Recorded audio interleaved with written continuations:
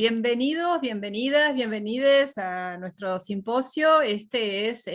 Vamos a presentar el cuaderno que coordinamos con Patricia, el número 131, en este espacio que tan generosamente nos ha cedido la Universidad de Palermo, en nuestro proyecto que tiene por título Cultura Material, Etnografía y Educación. Este es en realidad el segundo cuaderno que editamos. El primero fue en homenaje a Pierre Bourdieu, y en esta oportunidad vamos a homenajear a Annette Weiner, una antropóloga seminal que ha tenido la valentía y el coraje de hacer trabajo de campo en un área sagrada para nuestra disciplina, como son las Islas Trobriand, un archipiélago situado al norte de Australia, porque para los antropólogos esa área es como el punto cero de nuestra disciplina, donde desembarcó por primera vez el polaco Bronisław Malinowski para, a inicios de la Primera Guerra Mundial, iniciar la gran epopeya del trabajo de campo. Annette Weiner tuvo la valentía, siendo mujer en los años 70, 5 décadas más tarde, volver a ese lugar y repensar los circuitos de redistribución de objetos y recursos desde una perspectiva absolutamente novedosa, que no solo incluye el papel de las mujeres, que tienen en la obra de Malinowski un lugar secundario, sino también repensando la misma forma de circulación, es decir, poniendo la atención en los objetos que se preservan. Voy a leer brevemente, para quienes no conozcan la obra de Weiner ni su biografía, un breve fragmento que está en el prólogo del cuaderno, que dice lo siguiente: nacida en Filadelfia, Pensilvania, Annette Weiner estudió para técnica en radiología, se casó y tuvo 2 hijas antes de iniciarse en la disciplina antropológica. Su interés por las artes plásticas la acercó a la cultura material, sobre todo al mundo de los objetos. Dejando su casi exclusiva dedicación al ámbito doméstico, se inscribió en el Colegio para Mujeres de la Universidad de Pensilvania, y algunas lecturas antropológicas cambiaron su perspectiva, orientándose posteriormente a la carrera de antropología. En 1971 hizo trabajo de campo en las Islas Trobriand, ampliando y profundizando el trabajo de Bronisław Malinowski sobre la reciprocidad. Su análisis sobre el ñame y los manojos de las hojas de bananas, producidos e intercambiados por mujeres, trastocó la atención que se dispensaba a la dimensión de género en la manutención del valor y el estatus, e incentivó una nueva mirada para analizar los objetos, los ciclos de las cosas y el modo en que se inscriben dentro de diversas tramas de poder. Como bien señalan en su recientemente publicado artículo Ohanian, Faccio y Blanco Esmoris, citamos: el trabajo de investigación de la antropóloga Annette Barbara Cohen, mayormente conocida por su nombre de casada, Annette Weiner, siguió la dirección geográfica colonial propia de la Academia del Norte hacia el sur. Guatemala, las Trobriand, Pakistán o Samoa en los años 70, en 3 líneas de investigación: la teoría del intercambio, el análisis de los objetos y la cultura material, y las relaciones de género y el rol de las mujeres en los sistemas sociopolíticos, discutiendo desde el campo a los autores canonizados Moss y Malinowski. Bueno, en nuestro prólogo también ubicamos, para quienes tengan interés, un poco la discusión posterior sobre Weiner de otros antropólogos como Godelier, Apadurai y Kopitov, principalmente Godelier, que es un poco el que va a repensar el postulado principal de Weiner de estas posesiones inalienables que se guardan, el guardar mientras se da, y Godelier va a decir, bueno, pero también hay guardar para poder dar. Entonces también invitamos a que en el prólogo, quienes tengan interés un poco en conocer en la discusión antropológica cómo se sitúa Weiner, es allí donde lo hemos problematizado con Patricia, y también está una breve presentación de los trabajos, que yo voy a hacer un pequeño spoiler, porque Patricia se va a dedicar a presentarlos a cada uno, pero en este volumen los trabajos compilados desde la perspectiva de Weiner, han abordado universos empíricos muy distintos, tanto en ámbitos urbanos como en ámbitos rurales, en viviendas, en el conurbano como en el interior del país, el mundo de los negocios, el mundo, los trabajos sobre memoria, trabajos sobre religión, y hay uno que tiene la peculiaridad de ser un trabajo colectivo, realizado en el municipio de José Cepaz por estudiantes y docentes de esa universidad. Así que, bueno, no voy a spoilear más y le voy a pasar la palabra a Patricia para que presente a los autores, quienes nos van a deleitar con sus trabajos. Muchas gracias. Muchas gracias, Laura. Bueno, nuevamente reitero los agradecimientos a quienes están aquí el día de hoy acompañándonos, todas las autoras que pudieron venir a este encuentro, y un poquito la idea es presentar a cada una con el nombre de su contribución, una breve, una mini biografía, y alguna o varias de las fotos que están en el dossier justamente, para que podamos mirar un poquito también esta cultura material de la cual estamos hablando.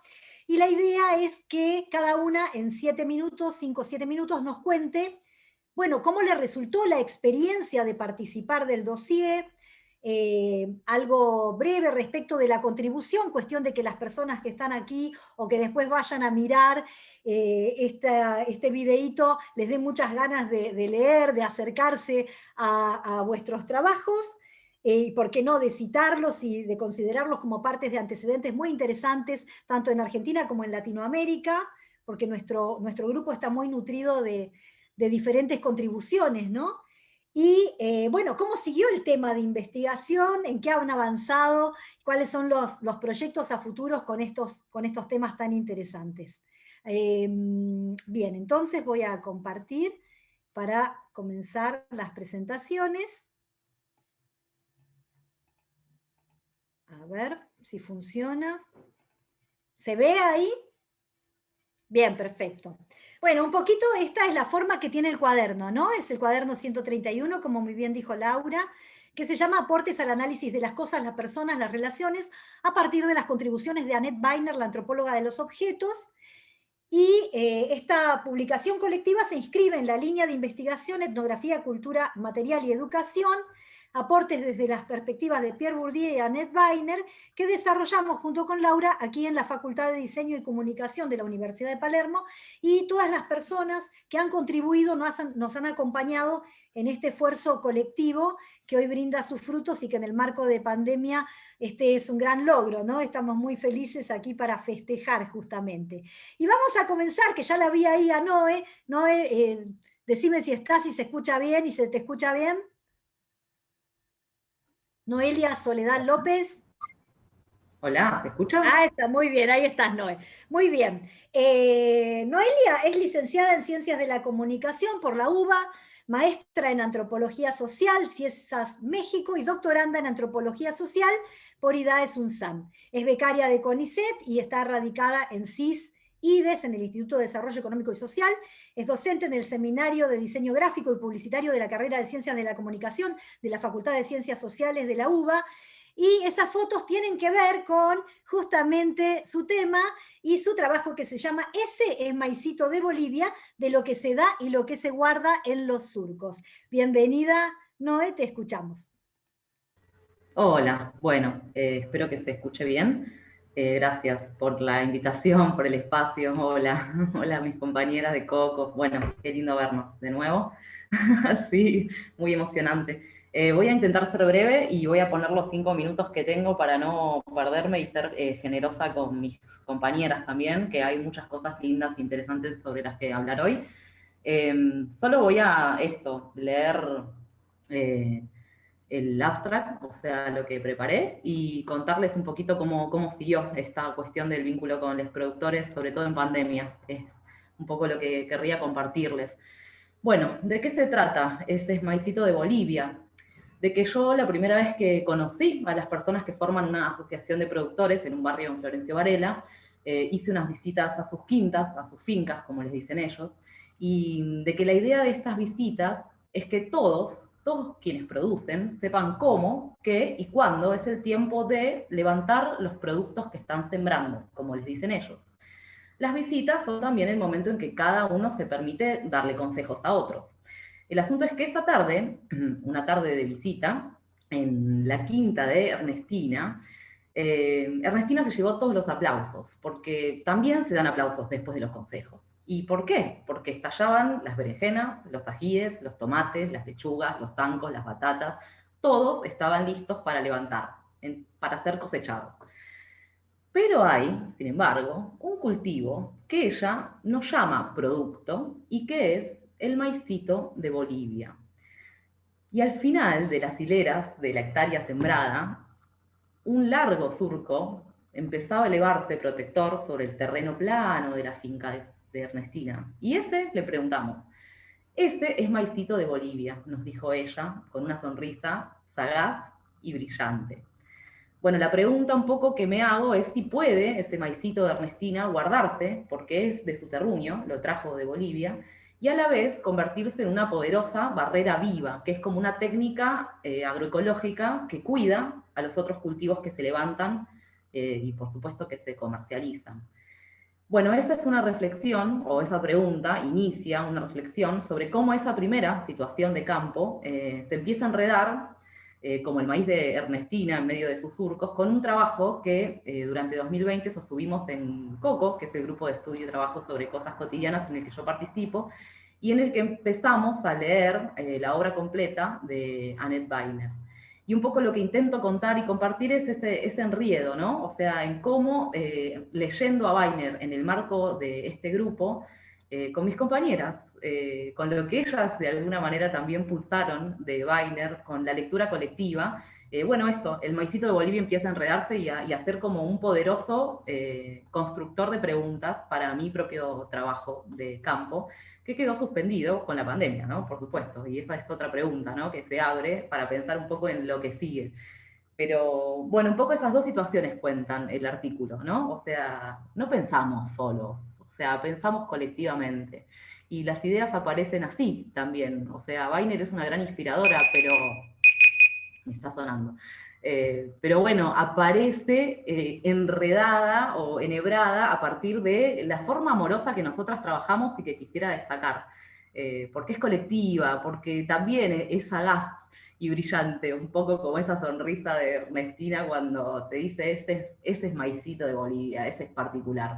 Bueno, creo que el grupo tiene una manera particular de leer a Weiner y eso me parece que es algo que por lo menos yo intenté transmitir de alguna manera en el trabajo. Y bueno, destino los últimos minutos a contarles que, bueno, obviamente que mis visitas se interrumpieron, o sea, tuve que dejar de visitar con la pandemia o de tener la posibilidad de llegar. Y bueno, lo que quedó ahí me parece, o que es algo que tiro, es, bueno, ¿qué hacemos quienes estamos convencidos de que el trabajo de campo, el estar ahí, es una manera válida, además querible y deseable, de conocer qué hacen otras personas? Así que bueno, un poco esto, el desafío mío en este momento es un poco ese. O sea, yo seguí estando vinculada con los productores, pero por medios digitales, virtuales. ¿Y cómo hacer ahora? ¿No? O sea, la pandemia es algo que de alguna manera nos liga, porque la atravieso yo y la atraviesan los productores también, y ellos también encuentran formas alternativas. Bueno, nosotros por ahora estamos, o sea, construyendo formas alternativas de presencia que no sustituyen el trabajo de campo, sino que creo que los dos empezamos a tenerlos claros, ellos y nosotros, hasta que podamos vernos de nuevo.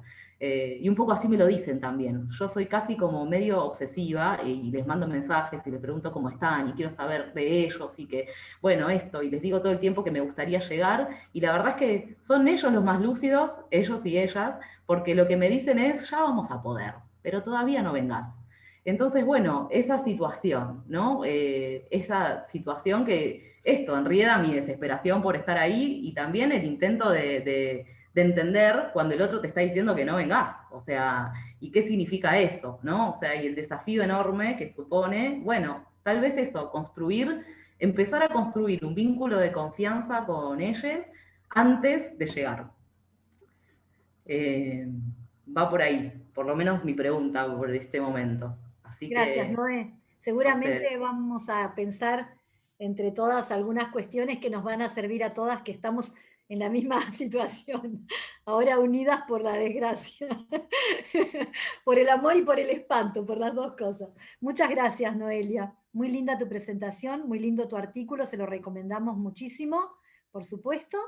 Y se ve ahí, háganme si se ve. Bien, perfecto. Perfecto. Bien, y ahora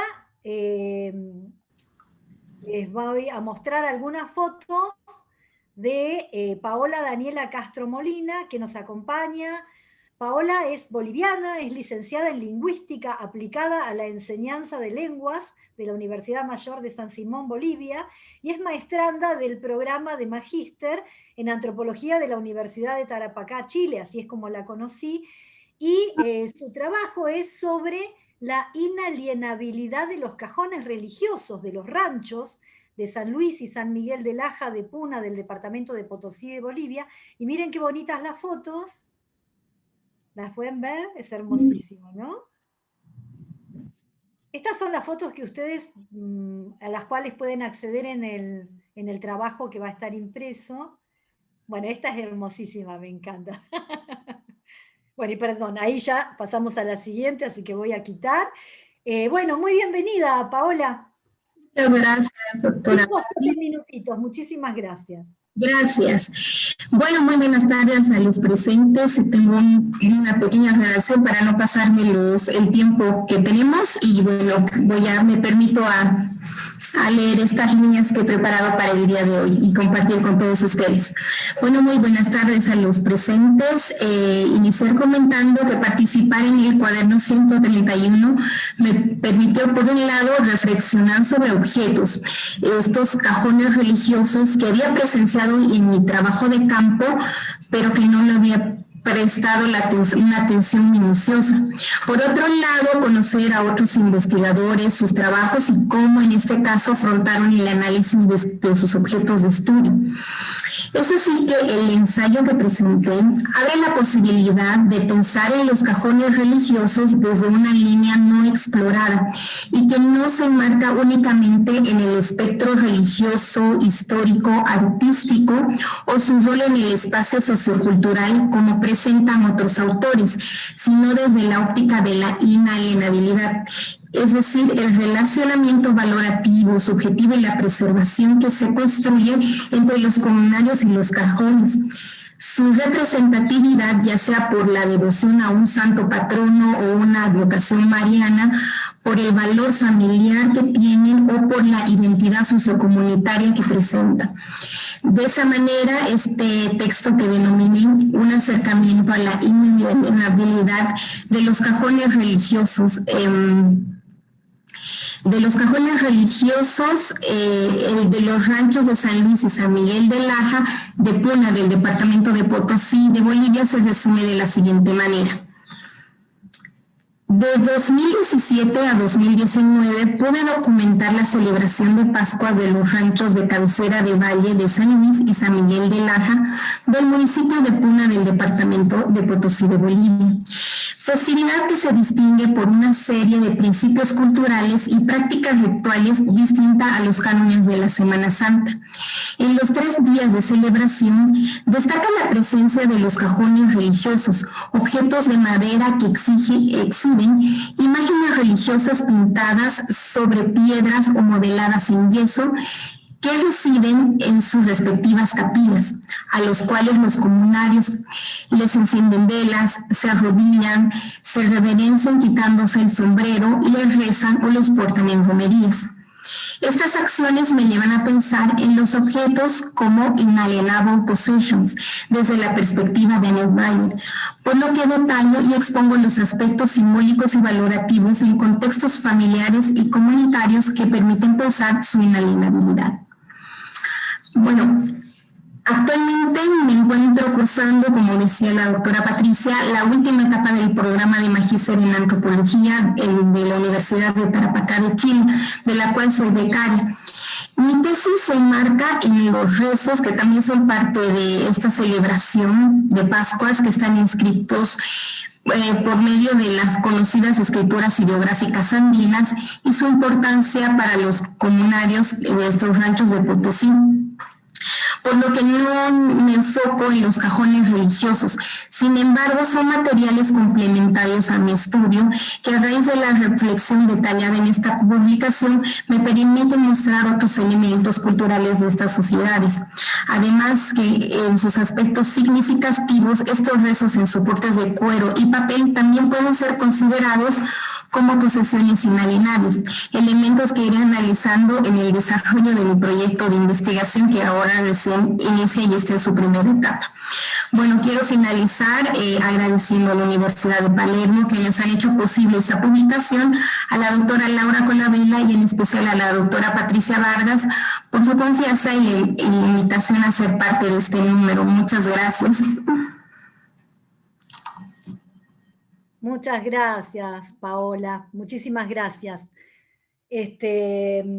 Bueno, y estos rezos que ella cuenta también son todo un objeto de disputa y circulación en ese lugar. De eso conversamos en el marco del taller donde la conocí, y es maravilloso. Así que, bueno, muchísimas gracias, Paola, y muy bueno que hayas podido establecer esta interrelación, ¿no?, entre estos dos objetos, porque es el mismo lugar donde hace trabajo de campo. Después, si queda un minutito, nos contás si pudiste retomar o no, o qué hacemos con la pandemia. Gracias, Florcita, por el comentario. Muy bien. Vamos con la siguiente. Venimos bárbaro con el tiempo, ¿eh? Muy bien. A ver si se ve. Díganme si se ve, por favor. ¿Sí? Bueno. Ahora llegó el momento de darle la bienvenida a nuestra querida Luciana Denardi. Luciana es doctora y magíster en Antropología Social por la Universidad Nacional de General San Martín y licenciada en Sociología por la Universidad Nacional de Villa María. Se desempeña como docente de posgrado, grado y nivel terciario en diversas universidades del país y publica regularmente artículos en revistas científicas y capítulos de libros en Europa, América Latina y Asia, en que es su último tema, digamos, de investigación, en el cual está, me parece, como invirtiendo muchísimo de su esfuerzo y su tiempo, que es los chinos, ¿no? Y lo que nos trajo esta vez es, si no es generoso y no devuelve los favores, no es amigo, un análisis del Guanxi, mal dicho, perdón, con la propuesta de Annette Weiner, y bueno, Luciana lo va a decir bien y nos va a comentar, ya que es una experta en este tipo de estudios tan específicos, y hoy en día con tanta importancia, ¿no?, en el mundo. Muchas gracias, Luciana, bienvenida. No, gracias a vos y un placer estar acá, otra vez compartir con este equipo. Lo pronunciaste muy bien, es Guanxi. Es muy difícil el chino, así que nos vamos a permitir estas licencias. Sí, yo vengo trabajando hace casi 10 años con la comunidad china y este tema fue parte de mi tesis de doctorado, que ya defendí en 2017, hace ya un tiempo. Entonces esta invitación de Patricia, de Laura y a través de Florencia Blanco Esmoris, fue una invitación a volver a esos temas de trabajo de una manera diferente, ¿no?, de la mano de Annette Weiner. Y Guanxi es un trabajo continuo que se da para establecer redes de relaciones, que es algo muy internalizado entre migrantes chinos, y que funciona, que están conscientemente trabajando para fortalecer esas redes, porque mientras es una manera de aumentar el prestigio propio a través de esas personas que ingresan a la red, pero con el boom de China de los últimos años, el Guanxi se presenta como la clave para hacer negocios con China. Y ahí entra como digamos, la particularidad o la dificultad de pensar desde nuestras cosmovisiones más occidentales, este tipo de categorías que no pertenecen ni a lo privado ni a lo público, sino que pertenecen a ambos espacios. No son individuales ni colectivas, sino que pertenecen a ambos espacios. Digamos, es una categoría que está en el medio de estas grandes divisiones que tendemos a hacer en Occidente, y que en China están, digamos, esta particularidad de hacer negocios con amigos. Por eso el título del trabajo es, si no es generoso, no es amigo, y no se pueden hacer negocios, ¿no? Las relaciones de amistad y las relaciones comerciales están muy imbricadas. Y eso es lo que me pareció como, pertinente pensar en Annette Weiner, tomar el planteo de Weiner, que a partir del año pasado comencé a sumar a mis programas de trabajo, a los programas de estudio, porque me parece como muy, muy valioso su aporte, y que no está teniendo el reconocimiento que se merece.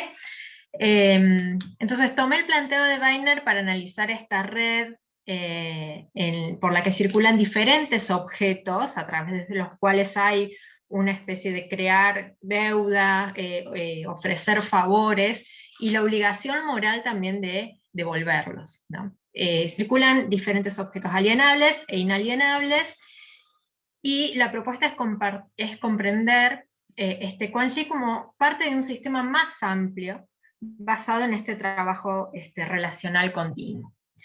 La experiencia para mí fue sumamente enriquecedora, digamos, conocer a esta autora, encontrar este equipo en donde la mayoría somos jóvenes investigadoras, mujeres, haciéndole un tributo a esta antropóloga mujer,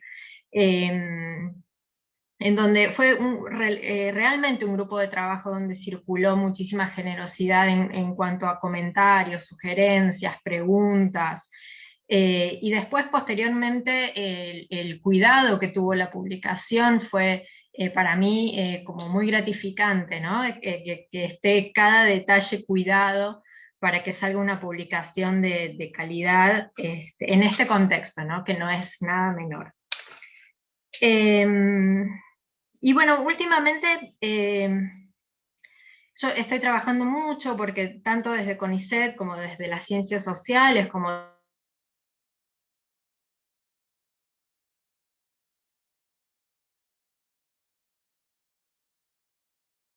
Yo la perdí a Luz, ¿ustedes también?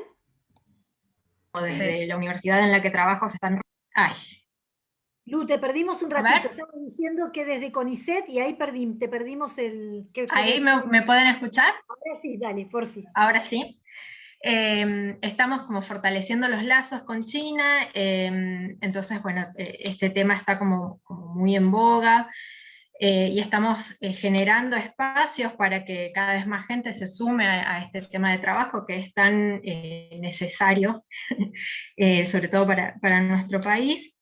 Y lo último que estuve trabajando en este año de pandemia, en donde también me fui a lo virtual, a lo digital, fue el trabajo desde una antropología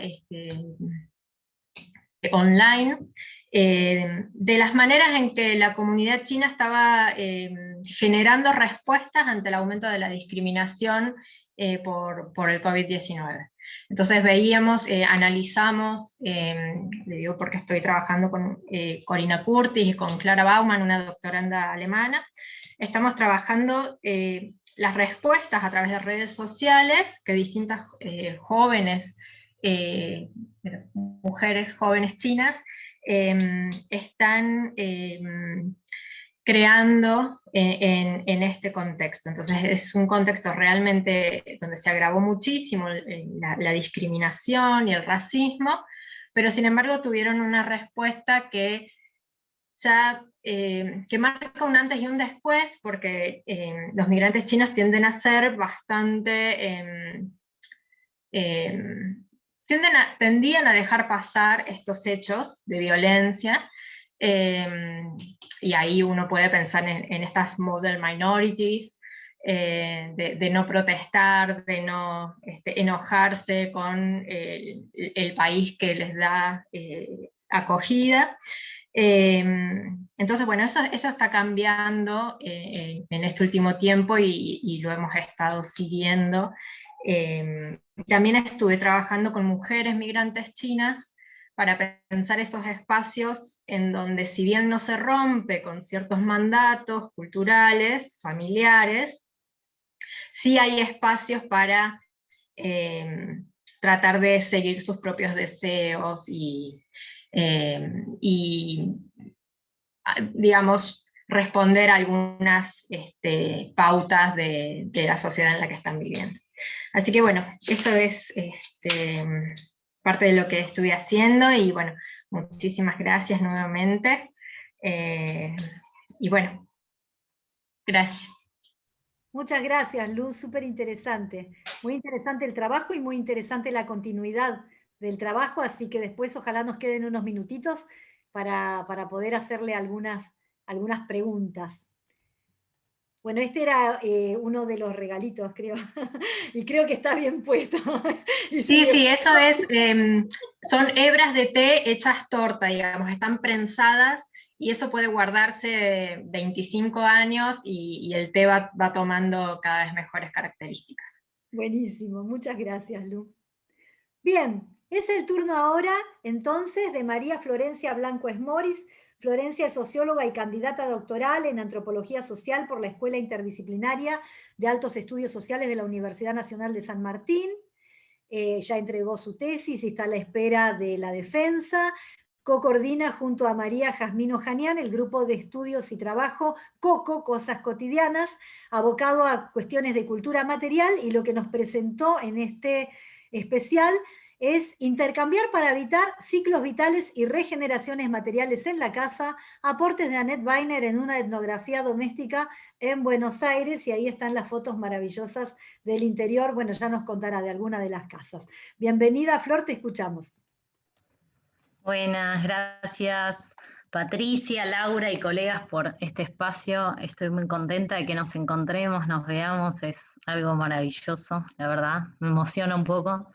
Con relación a mi participación en el dossier, esta se dio, como decían, como decían las chicas, a partir de una generosa invitación de Patricia y Laura, al grupo de estudio y trabajo COCO, Cosas Cotidianas, enmarcado en el Centro de Antropología Social, en el CAS, y que coordinamos desde el 2018 con Jazmín Ojanian, que en esta ocasión no pudo venir, pero siempre está, digamos, es parte del espíritu del HAU, podríamos decir, de COCO, cada vez que lo invocamos, así que ahí está con nosotras. Y bueno, justamente, y lo señalaba recién Patri, ¿no? Desde una perspectiva interdisciplinaria y priorizando un enfoque y método etnográfico, estudiamos la vida social de las cosas, ¿no?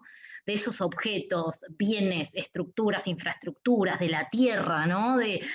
Pensando, digo, un poco con Noé, de la chatarra, pensando con Gianni Faccio, que hoy no pudo estar, pero digo, eso que damos por supuesto, ¿no? Esas cosas que damos por supuestas y como conocidas, ¿no? Y que ameritan muchas preguntas, y eso un poco nos convoca hoy.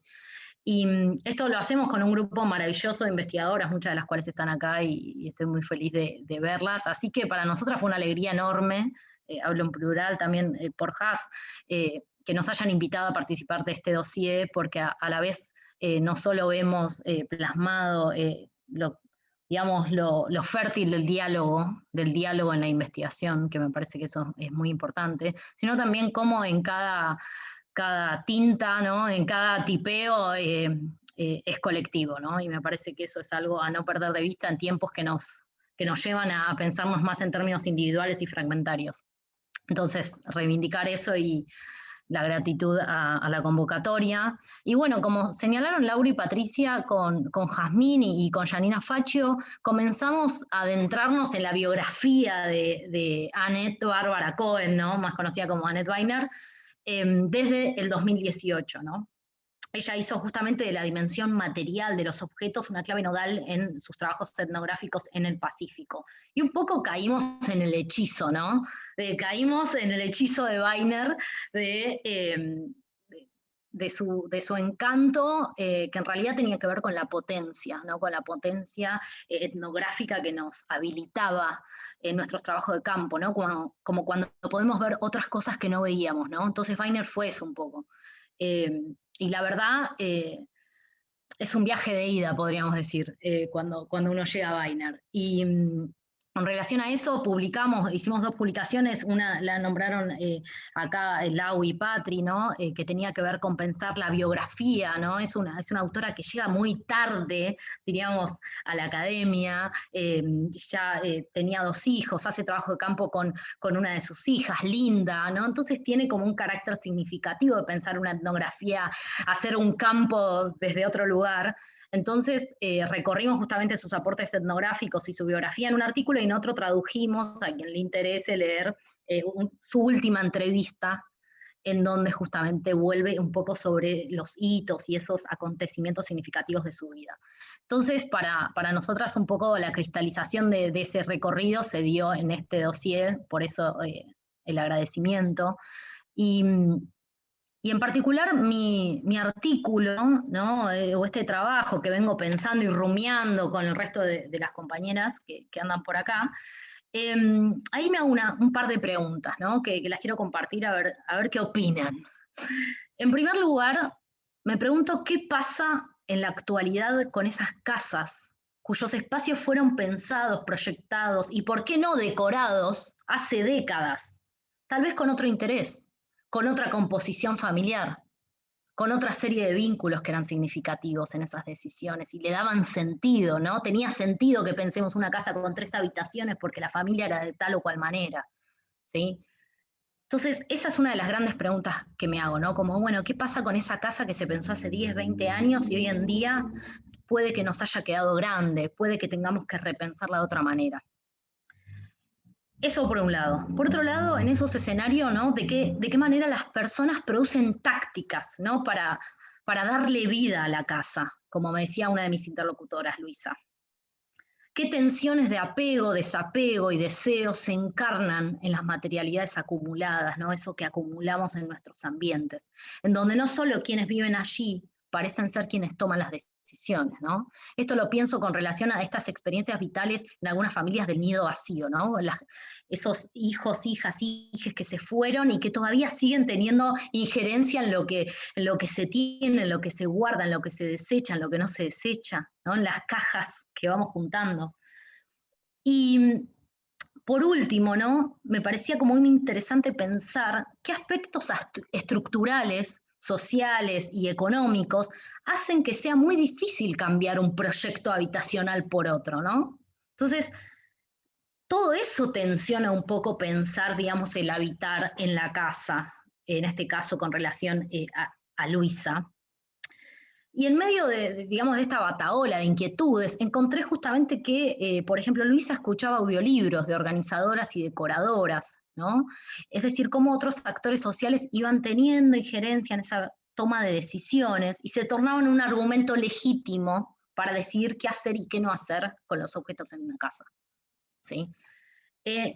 Por eso, un poco en el artículo recupero estas preguntas, ¿no? A partir de la experiencia habitacional de Luisa, que es una profesional de sectores medios que reside en Morón Sur, provincia de Buenos Aires, Argentina, y el modo en que ella procura restaurar un vínculo con su habitar, a partir primero de reorganizar la casa con una serie de consejos de estos audiolibros, hasta luego intercambiar su vivienda con su hijo, ¿no? Por eso intercambiar para habitar, ¿no? Como ahí hay una táctica, ¿sí? Para poder restablecer un vínculo.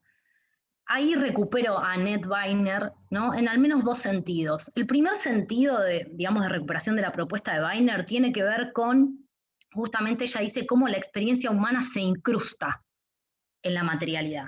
Entonces, por un lado, me interesa pensar eso.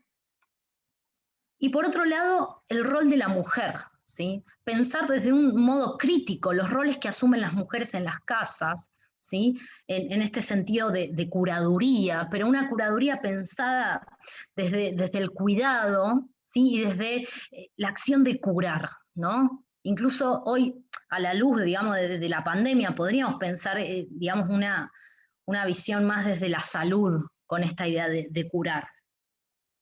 Así que ahí propongo una categoría analítica que es de regeneración, digamos, afectiva habitacional, ¿no? Como hay, porque justamente Weiner en uno de sus artículos tensionando y presentando una discusión entre la idea de reproducción y regeneración, habla de regeneración, entonces yo me agarro de ahí para pensar esta regeneración, cómo se recrea, se restituye los vínculos con esos espacios.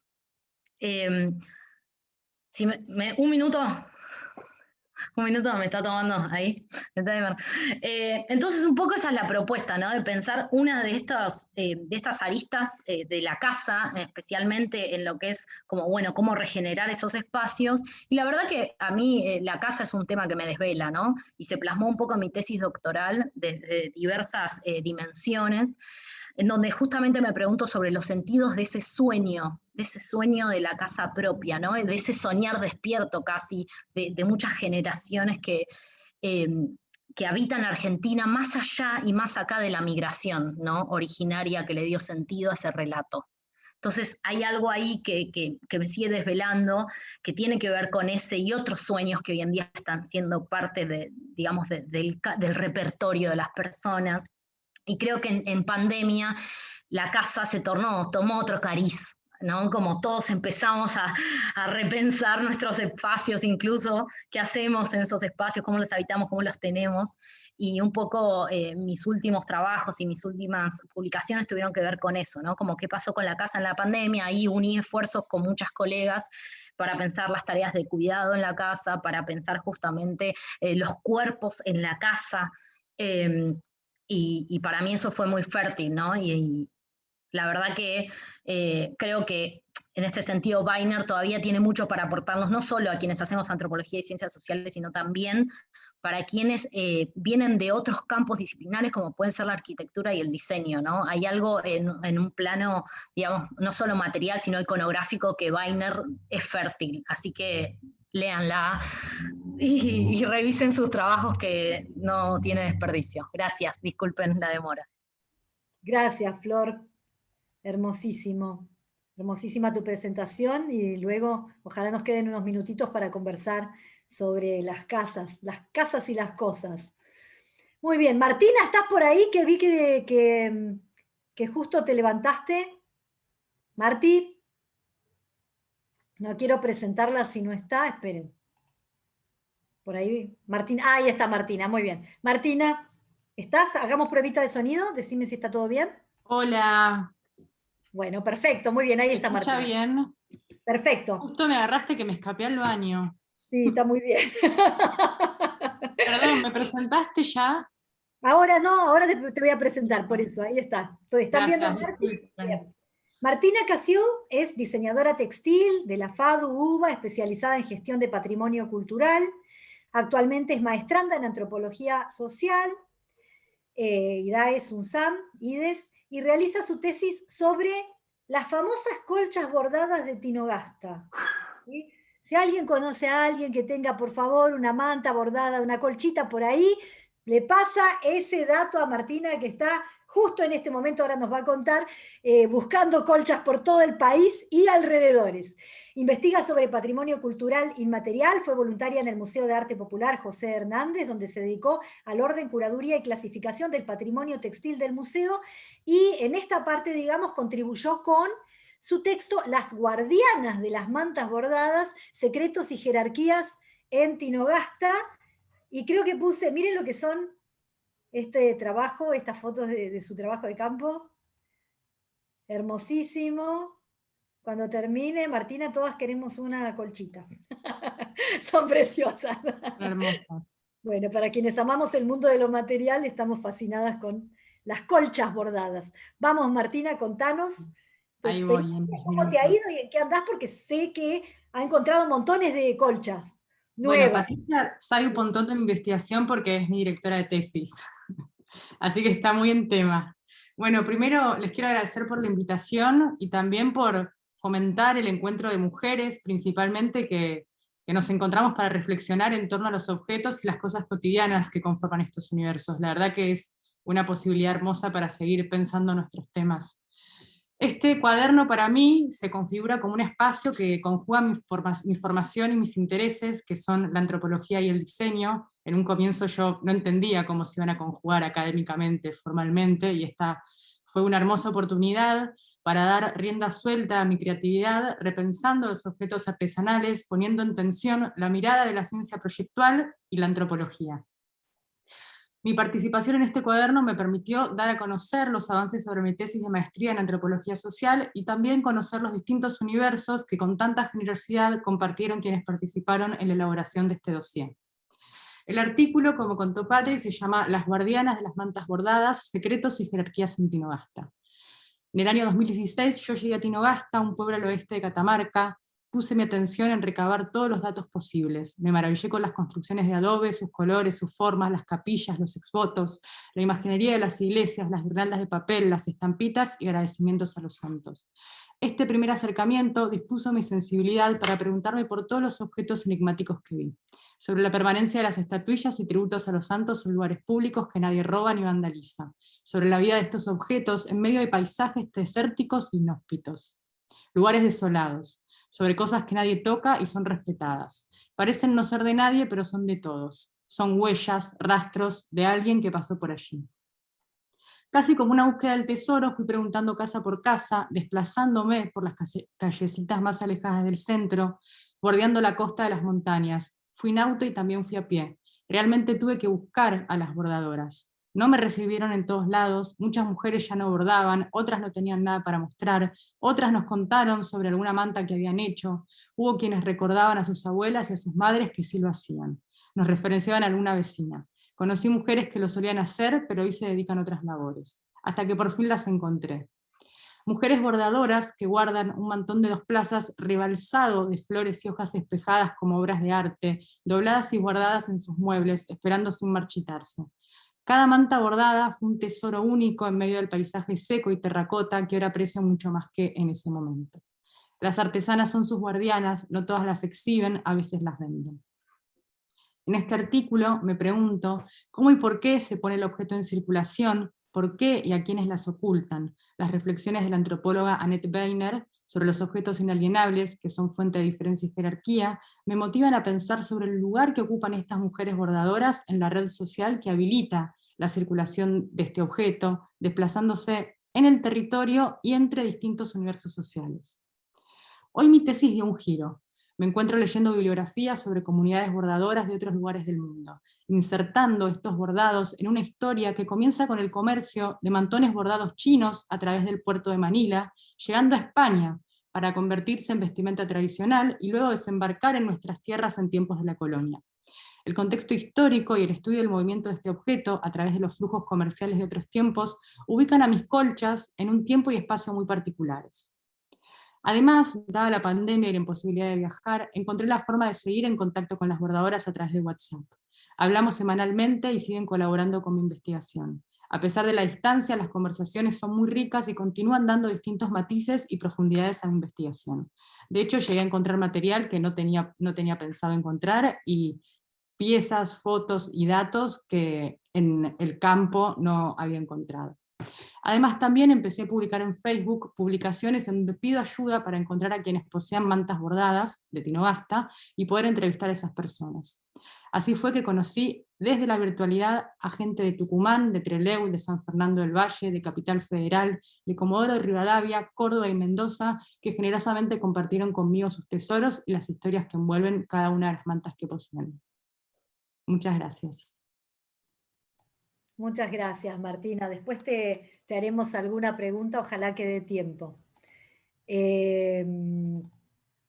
de las colchas nos vamos al Ferragamo, al glamour del trabajo de Lorena. Lorena Schiava D'Albano es licenciada en Relaciones Internacionales, profesora por la Universidad John Kennedy, maestranda en Antropología Social del IDES IDAES UNSAM, integrante también del Grupo COCO. En su tesis estudia la relación entre objetos, estilos de vida y construcción de la identidad desde la perspectiva de la cultura material, vinculado con la imagen, y su contribución se llama Yo quiero llegar a un Ferragamo. Yo también. Un análisis etnográfico a partir del libro de Annette Weiner, Inalienable Possessions, y yo quiero una de estas carteras en realidad, miren lo que son. Bueno, bienvenida Lore, y contanos también todo lo que has hecho en este tiempo de pandemia para continuar y ya ir cerrando tu tesis también. Bueno, muchas gracias. Bueno, escribí algo para no perder también el ritmo del tiempo. Trabajar sobre los registros de campo es una forma de realizar otro trabajo de campo. Es volver a encontrarnos con esos espacios y personas con las que compartimos para pensarlas de otra manera. Movimiento que nos obliga a tomar distancia de ese observador participante y convertirnos en investigadores. Esto nos permite repensar los datos, impresiones y entrevistas realizadas para ponerlas en diálogos con la teoría. No es fácil realizar este cambio, pero en mi caso, espacios como los que propicia la Universidad de Palermo cada año, en particular el Coloquio Virtual de Investigadores en Diseño, me permitieron primero, con el dossier homenaje a Pierre Bourdieu, y luego con el de Annette Weiner, cuya publicación nos congrega hoy, iluminar aspectos de mis registros y, más importante, generar nuevas preguntas. Los conceptos de Bourdieu, en su trabajo Los campesinos y el cuerpo, me permitieron problematizar cómo y por qué, en ese espacio de aprendizaje donde realicé mi investigación, también se construían nuevas aspiraciones y deseos. La propuesta de Weiner, en su libro Posesiones inalienables, me llevó como investigadora a ver y pensar los objetos de otra manera, no como simples accesorios, como creía al inicio de mi trabajo, sino como estos eran pensados por mis compañeras, para quienes a partir de su adquisición y uso se tornaban inalienables. Actualmente me encuentro en un diálogo con la investigación realizada por Norbert Elias sobre el proceso de civilización y su vínculo con mi espacio de investigación, un curso de imagen pública y privada, donde encuentro ecos de las prescripciones trabajadas por Elías de Erasmo de Rotterdam y las enseñanzas que nos impartían los profesores, donde un espacio de aprendizaje puede ser visto como la continuación de un proceso de largo alcance, donde uno de los ejes es la transformación del comportamiento y las sensibilidades humanas. Este camino fue posible gracias al espacio de Coco, que tan generosamente dirigen Has y Florencia, y muy especialmente a la paciencia, generosidad y aguante de Patricia Vargas, que me fue llevando muy de a poco en este universo de la cultura inmaterial y que me sigue acompañando para llegar al fin a terminar esta tesis. Muchas gracias. Gracias, Lore. Por ahí comentarles para quienes no han estado en la vez anterior, exactamente dónde, cuándo y con quiénes haces el trabajo de campo y cómo lo seguiste haciendo en pandemia. Todavía tenés un minuto. Bueno, el trabajo de campo lo realicé en un curso, durante un año, un curso de imagen pública y privada, que con mis compañeras, durante ese año que estuve con ellas, les realicé entrevistas, estuve en las clases, y durante la pandemia pude reactualizar cómo se encontraban ellas, si continuaban vinculadas entre sí a través de videollamadas, que fue re interesante porque me permitió estar ya dentro de sus casas, porque también algunas pude tener las entrevistas desde su dormitorio, donde veía sus roperos, me mostraban cómo los tenían organizados, y también les gustaba mostrarme cómo habían incorporado ese conocimiento, un poco como decía Flor, cómo la mirada de alguien externa condiciona el modo en que nos organizamos algo tan nuestro como ese espacio del dormitorio, y la verdad que fue muy interesante, que de otra manera no se hubiera dado si no hubiera sido en pandemia y por videollamada. Así que bueno, con ella sigo hablando, y también creo que en breve voy a tratar de conseguir alguna entrevista más, pero fue muy interesante cómo me habilitó la pandemia a poder tener este diálogo con mis compañeras. Gracias, Lore. Seguramente luego te van a hacer alguna pregunta, pero así lo dejamos picando. Muchísimas gracias, Lore. Bueno, hermosísimas. Miramos de nuevo la cartera, le decimos chau, juntaremos unos cuantos murlacos a ver si algún día llegamos. Pero mientras tanto, bueno, aquí hay algunas personas, ya lo había comentado Laura antes, hemos realizado también un trabajo colectivo, que es todo un desafío porque hicimos el trabajo de campo de manera colectiva y lo escribimos de manera colectiva y fuimos armando de diferentes formas y lidiando con distintos desafíos, ¿no? Que ahora van a comentar los compañeros que están aquí. Bueno, esto forma parte de un proyecto de investigación que está financiado por la Universidad Nacional de José Clemente Paz, que yo dirigí en su primera parte durante 2 años y que continúa, que ahora nos dieron la grata noticia de la continuidad por 2 años más, así que tenemos más desafíos por delante. Está radicado en el Instituto de Estudios Sociales en Contextos de Desigualdades de la Universidad Nacional de José Clemente Paz, como dije, y en este caso lo que logramos escribir con el trabajo de campo que habíamos hecho en 2019 se llama Objetos, Personas y Relaciones en los Hogares de José C. Paz, Annette Weiner y los desafíos de hacer una etnografía colectiva. Y bueno, y acá voy a mostrar algunas de las fotitos. Y bueno, para presentar a Facu elegí una foto del barrio. Bueno, ya van a ver por qué. Bueno, Facundo ya es licenciado, bueno, está en eso, ahora nos va a contar. Es licenciado en Trabajo Social por la Universidad Nacional de José Clemente Paz y es ayudante de investigación en el proyecto sobre cultura material en el conurbano bonaerense. Facu, ¿estás por ahí? Hola, sí, acá estoy. Ahí está nuestro querido Facu, así que bueno, contanos un poco, contanos sobre qué fue tu tesis, contá lo que quieras. Bienvenido. Bueno, gracias por el espacio y un placer compartir este encuentro con ustedes. Nada, yo me recibí de licenciado en Trabajo Social, Pati también, los que tenemos la suerte de que nos acompañe nos hace más llevadero este proceso, así que muy agradecido como siempre por su acompañamiento. Yo hice mi tesis, la hice pensando en la vinculación entre el deporte universitario y las trayectorias educativas para los estudiantes de la Universidad de José C. Paz. Así que bueno, nada, aproveché un poco lo que venía, también tuve una beca de formación en investigación de la Universidad de José Paz en el marco del proyecto que venimos con Patri y las compañeras llevando adelante, así que bueno, todas esas experiencias me fueron muy útiles para mi trabajo de campo en el trabajo de tesis. Así que eso, un poco, sí, ya terminé la carrera, así que sí, ya soy, por suerte, ya licenciado. Facu, y si querés comentar un poquito, bueno, qué hiciste en el proyecto. Sí, iba a comentar eso. Y un poquito qué empezamos a pensar hoy para encarar esta nueva parte en pandemia, y por ahí sirve para pensar también conjuntamente, colectivamente, los desafíos que nos esperan, por lo menos esta mitad de año. Perfecto. Sí, bueno, un poco mi rol dentro del equipo de investigación fue poner en contacto, vincular, pensar los compañeros y compañeras estudiantes a los que les hicimos las entrevistas, que pudimos acceder a sus domicilios. En ese sentido lo pensamos primero en una cuestión geográfica, en un radio cercano a la universidad, pensando que sean de distintas carreras, de distintas edades, algunos son madres, padres, bueno, como para que sea bastante heterogéneo a quienes entrevistamos para el trabajo. Bueno, así fuimos, voy a ir rápido con esto porque si no se van los 5 minutos. Fui contactando compañeras, estudiantes de distintas carreras, nos pudimos acercar a su domicilio, hacer un trabajo muy interesante con las compañeras que las tienen muy claras, son muy grosas, es un placer escucharlas siempre cuando se ponen a compartir, y sobre todo esto de que sea una experiencia colectiva, ¿no? La construcción de este trabajo de investigación, creo que eso es algo que le da un tinte diferente, distintivo a nuestro trabajo, y que yo con mucho orgullo me siento parte del mismo. Así que bueno, un poco eso.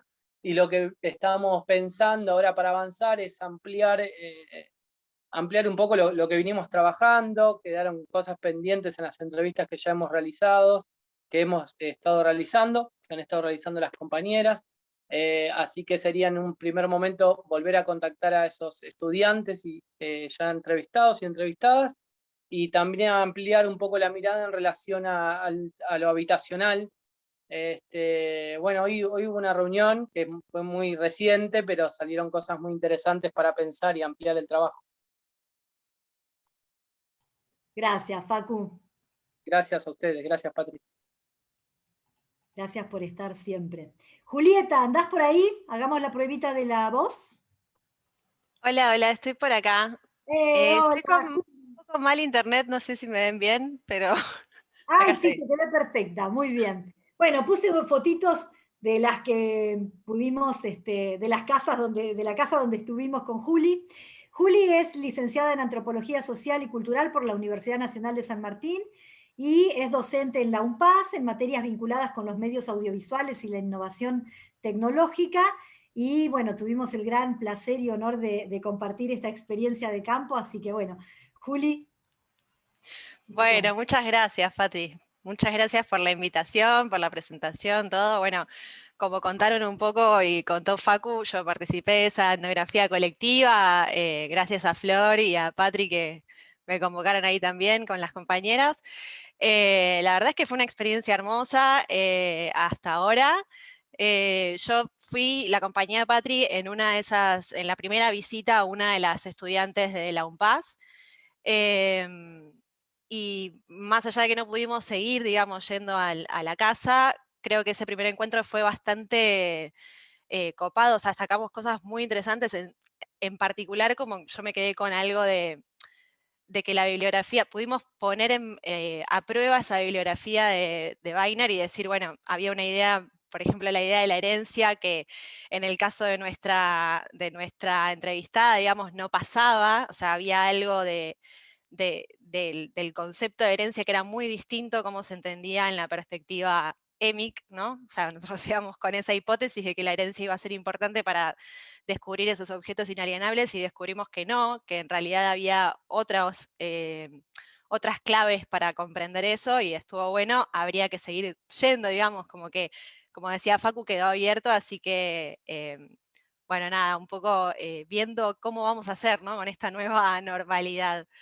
Yo en particular no seguí después de eso con el tema, yo me fui por otros temas, de hecho no estoy, hace un año más o menos, medio año, que me fui un poco del trabajo académico, estoy explorando un poco el trabajo de la producción, estoy más que nada en el diseño de interfaces digitales, que es todo otro tema. Y nada, tratando de comprender un poco esos comportamientos que empiezan a aparecer cada vez de una forma más fuerte, digamos, con objetos que por ahí no son materiales, ¿no? Pero que son objetos en sí mismos y que creo que es interesante también pensarlos desde esta perspectiva de la cultura material, porque, digamos, no es un mundo virtual, sino que justamente ese mundo logra que, por ejemplo, hoy estemos acá reunidos, ¿no? Entonces también digo, es interesante para seguir pensando por ahí.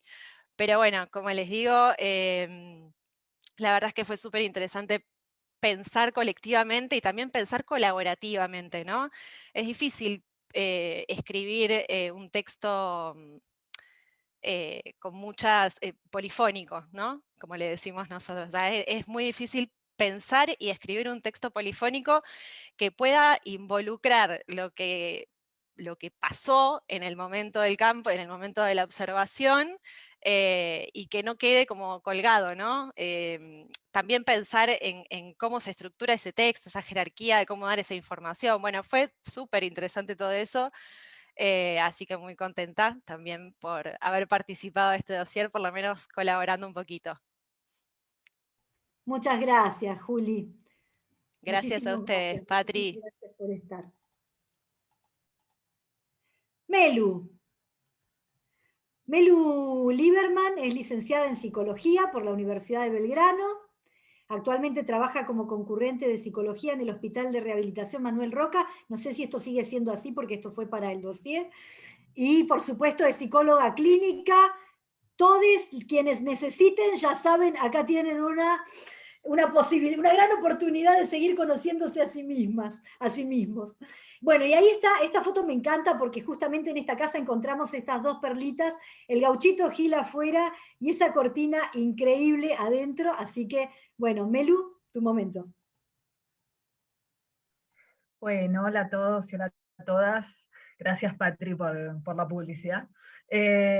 Bueno, yo un poco entro a la investigación y también al campo como de la antropología, habiendo sido parte de la cátedra en la Universidad de Belgrano con Patri y con Flor, a quienes les agradezco muchísimo que me han ayudado como a ampliar y a entrar en un campo que no era el mío original, bueno, yo soy psicoanalista y un poco nosotros trabajamos con lo que son las realidades psíquicas, con lo cual hacer una investigación que trabaje sobre realidades materiales es todo un desafío para mí, es poder pensar, digo, a las personas desde otra perspectiva. Y bueno, me ofrecieron también formar parte de esta investigación que me encanta y que agradezco esto por la oportunidad de poder conocer otras formas de investigar y de trabajar. Yo he hecho mi tesis de grado sobre el populismo como síntoma y como fantasma, pero bueno, también era un abordaje social, pero desde lo intrapsíquico, y esto permite, bueno, abordar mi interés, mi amor también por el ámbito social desde otro lugar, que son los objetos, cosa que nunca hubiese imaginado que iba a hacer, pero que pude hacer con esta investigación.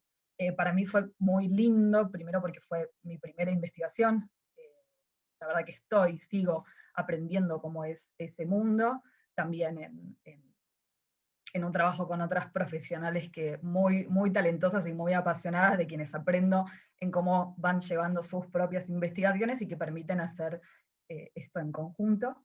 Y bueno, un poco lo que hemos descubierto con Patri cuando fuimos a hacer nuestro trabajo de campo, tiene que ver con un objeto que no fue presentado por la estudiante que nos invitó a compartir un poco sus posesiones, sino que fue presentado un poco por su casa. Nosotras hicimos ahí un recorte de lo que era el altar del Gauchito Gil, que no era algo que ella había construido ni que ella había armado, sino que había venido con la casa.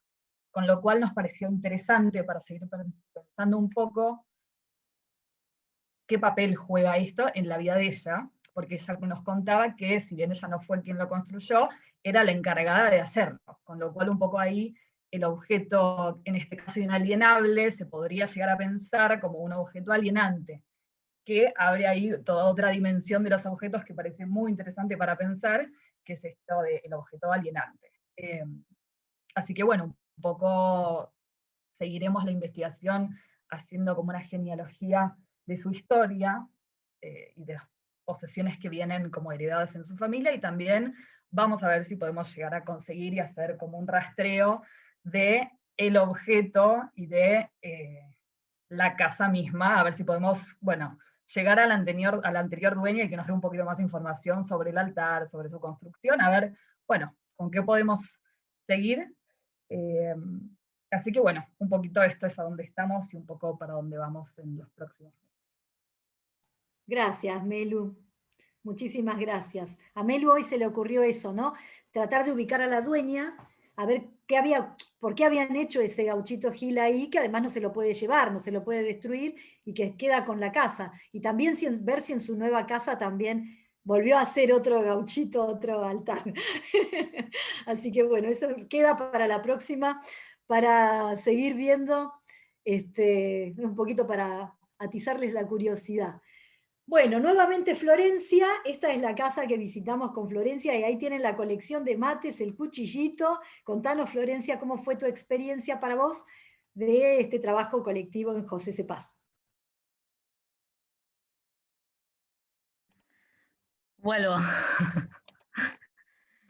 a la experiencia colectiva. Bueno, gracias nuevamente.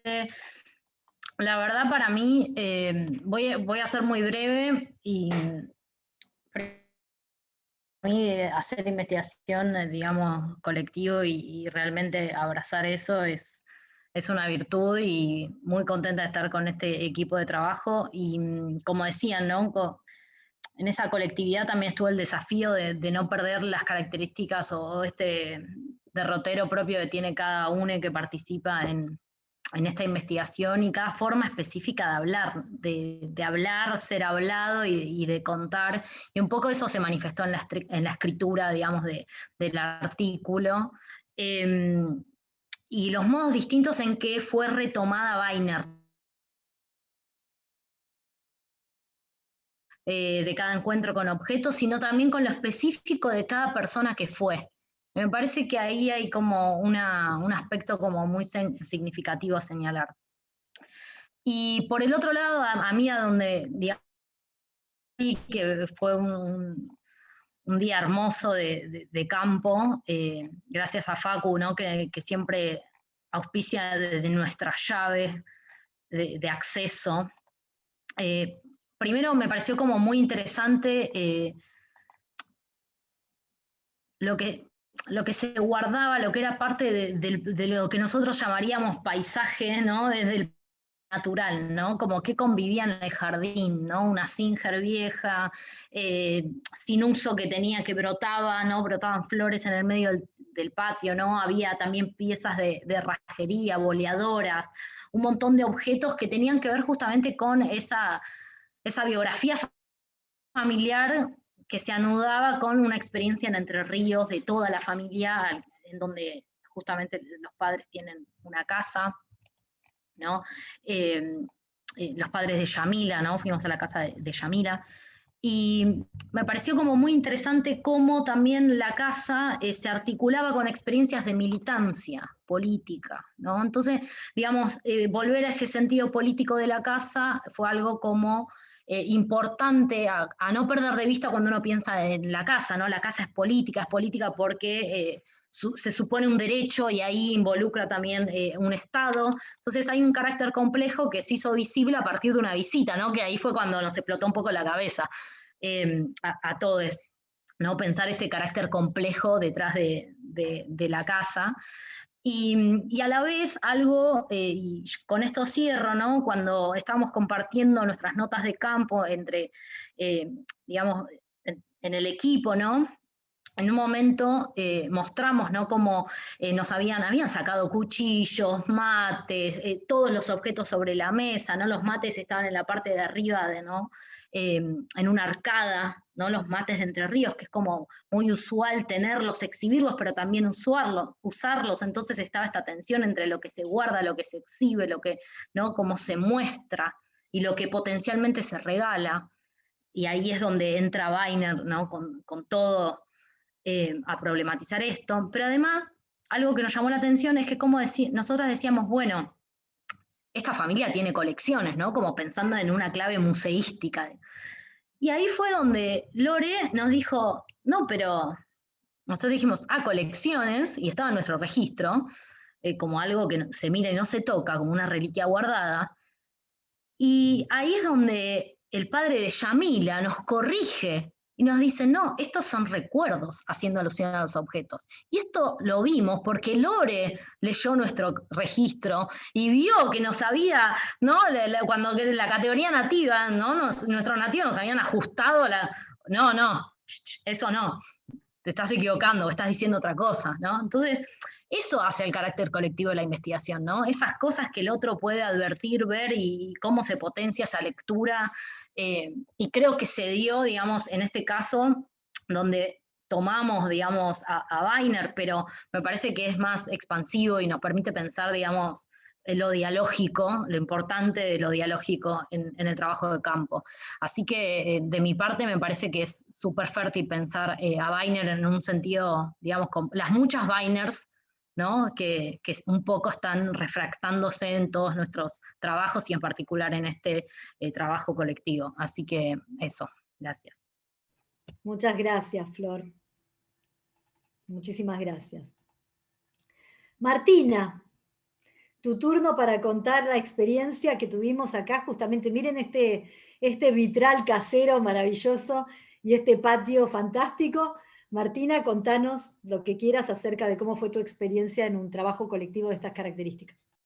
Bueno, este trabajo colectivo para mí fue una experiencia muy novedosa, primero porque fui a hacer trabajo de campo acompañada de otra persona, acompañada de Patricia, entonces hacer la entrevista ya desde dos miradas me resultó muy interesante, escuchar qué preguntas se le escapaba al otro, qué punto levantaba cada una,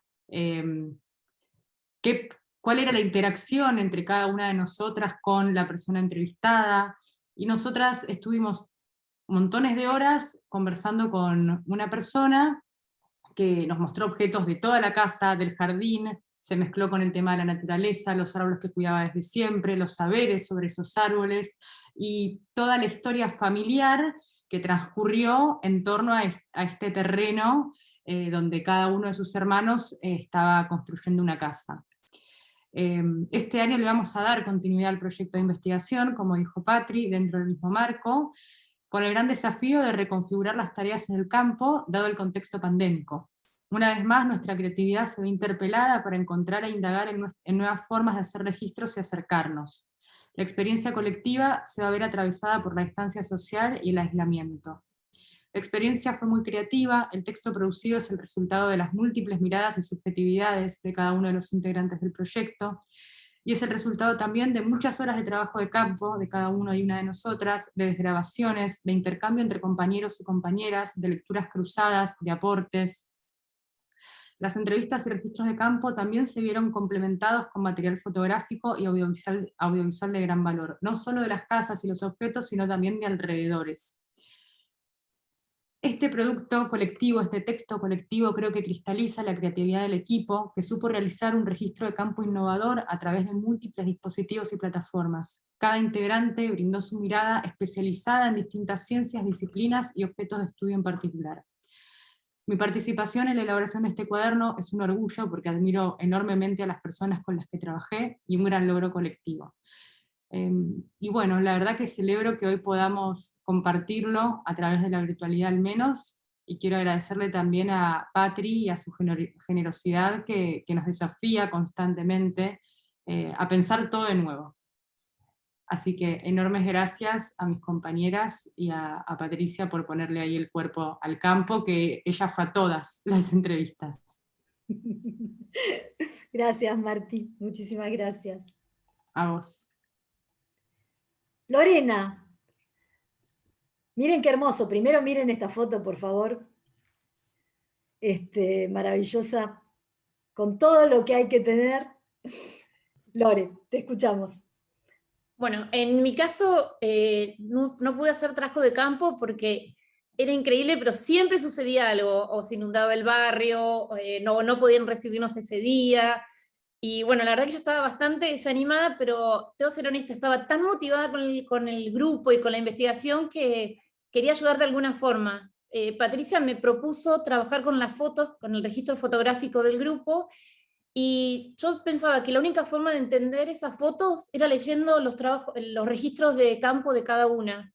Es desde ahí que empecé a leer el registro de todos, y de esa forma fue que primero entendí esas fotos tenían un contexto, una historia, y por otro lado, como decía Flor, pude, como alguien externo, encontrar situaciones, cosas que por ahí obviamente, estando en el trabajo de campo uno no lo ve, y me encantó, fue una experiencia hermosa compartir este trabajo. Espero que este año se pueda dar, que yo pueda hacerlo, pero ya trabajar con los registros de todas ustedes, del registro fotográfico, para mí fue maravilloso. Toda esta experiencia es hermoso, y lo mismo seguir formando parte de este grupo. Muchas gracias, Lore. Yo por ahí voy a comentar solo dos cositas. Bueno, es un gran desafío hacer cosas colectivas, ¿no? Y después por ahí Laura puede decir algo más, ¿no? Es todo un desafío hacer una publicación colectiva, y hacer una etnografía colectiva es un desafío, y estamos como siempre ensayando, ¿no? Y armando cuestiones experimentales, a ver qué pasa, a ver cómo se hace. Y esta segunda oportunidad que nos da la universidad a la hora de darle continuidad al proyecto, está buenísimo porque nos está haciendo pensar en algunas cuestiones más puntuales, como es esto que dijo Melu, de trabajar un poco con las genealogías, con la cuestión intergeneracional. Silvina, ¿vos sos Silvina, mi Silvina? Porque bueno, hay no sé si es o no es la otra miembro del equipo que hace años que está en UNPAS, y que hoy tuvimos una pequeña reunión. No, es otra Silvina, no es mi Silvina. Bueno, y un poco lo que estuvimos pensando es esta cuestión de qué le pasa a estudiantes de primera generación una vez que pasan por la universidad, que es un tema que trabajamos mucho con Laura, a la hora de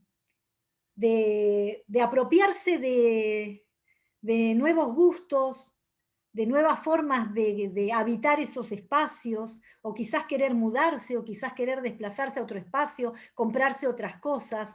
Si esto entra en conflicto con el resto de las personas, ¿no? de la casa, cómo son esas negociaciones, un poco mirar eso intergeneracionalmente y mirar eso con el resto, ¿no? A nosotras con Laura ya en otra investigación nos había pasado esta cuestión en el barrio, ahí va la futura cheta.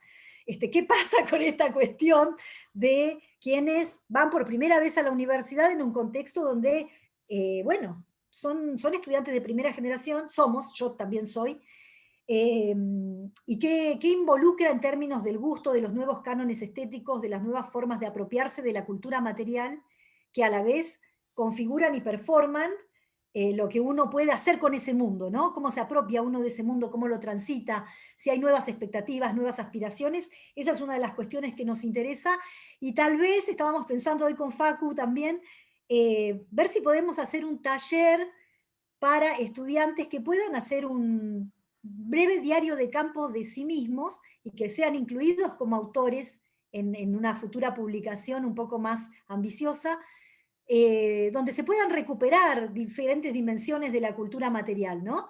Y bueno, y ojalá que pronto podamos volver a las casas. Igualmente vamos a empezar a hacer de manera virtual lo que podamos, trataremos de que la gente se mueva y nos muestre los objetos, y que nos manden fotos, y que muestren objetos en cámara, y de alguna forma intentaremos como recuperar esta experiencia.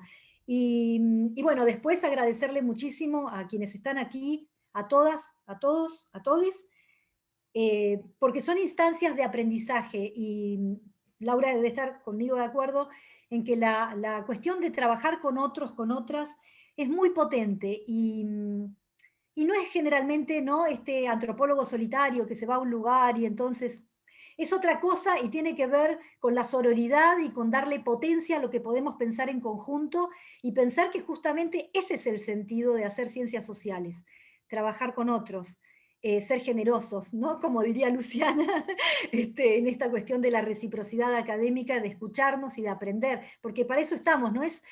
La existencia es muy corta y está bueno compartir con gente de la cual aprender, y la verdad es que yo las admiro y las quiero mucho a todas quienes están aquí, a Facu también. Bueno, tenemos minutos, porque hemos sido muy prolijas, y tenemos minutos para... gracias. Para hacer preguntas, así que, ¿quién quiere empezar la rondita de preguntas? Vamos.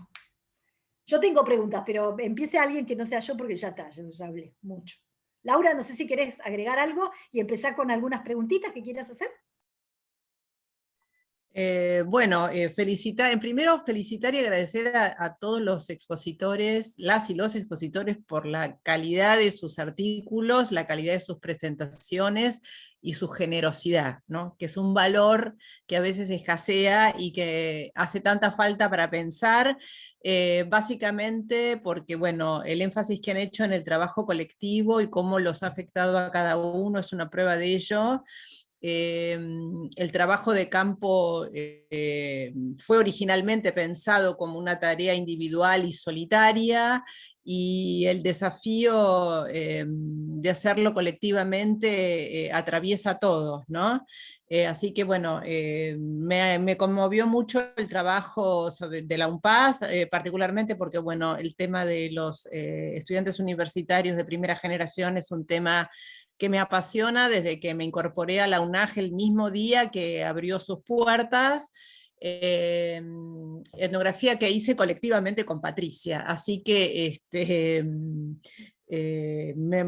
felicitaciones a todos, a vos, Patricia, por coordinar el grupo, y al grupo en su totalidad. También a todos, no tengo preguntas, tengo solamente agradecimientos y felicitaciones. Dejo las preguntas para el auditorio y quienes quieran participar, porque bueno, tenemos pocos minutos. Bueno, ¿les parece que vayamos haciendo preguntitas? Espero que hayan armado alguna, hayan pensado alguna. Yo tengo una para... Bueno, Noé, si no se puede retomar así como hemos hecho, bueno, vos estás en contacto con estas personas a través de la virtualidad, por ahí hacemos una tandita de 3, 4 personas y así. si hay una posibilidad de, a mí se me ocurría de acompañarlos en la parte donde ellos venden, si es que venden, si esa no es un poco más accesible, porque deben estar teniendo algún tipo de contacto, ¿no? con otras personas, capaz, ¿viste? Porque se puede hacer algo por ahí para que no pierdas vos la posibilidad de seguir avanzando con tu trabajo académico, ¿no? Eso me quedó ahí como dando vueltas. Y bueno, Paola, también preguntarte si vas a seguir haciendo, de alguna manera, si seguís en contacto, si en algún momento con distancia, etcétera, se podrá hacer algo, aunque sea, digamos, al aire libre, digamos, no sé, quizás corriéndote del ritual específico del momento del año que vos habías elegido, pero por lo menos avanzar con algo. Y Lu, a mí, ¿sabés qué? Me quedó pensando una cosa que vos dijiste que es muy interesante, que es hacer negocios con amigos, y yo pensaba, bueno, en Occidente existe esta idea de que el dinero es contaminante, que pudre las relaciones, justamente todo lo contrario, ¿no? A esta cuestión. Entonces, por ahí me gustaría que después comentes esta cuestión, ¿no? Y para Flor, hagamos esas 4 y agreguen, por favor, no me hagan pasar vergüenza.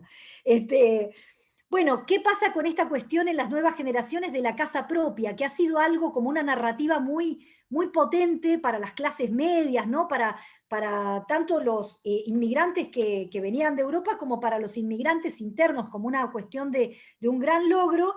Bueno, si hoy en la casa propia ya no es más un objeto de deseo, un sueño, y si eso tiene que ver con que se trata de gente de clase media que está heredando, y por eso en realidad no constituye una preocupación, o aún para quienes tienen que alquilar, si es una preocupación la cuestión de la vivienda, o si se están pensando más como un nomadismo global.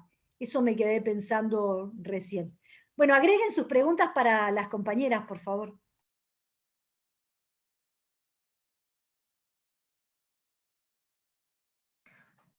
Flor, yo tengo una pregunta, en realidad es algo que se me despertó mientras que estabas presentando, que es qué pasa también con la proyección a futuro de jóvenes estudiantes que tienen muy difícil el acceso ahora a una casa o que tienen otro tipo de planes.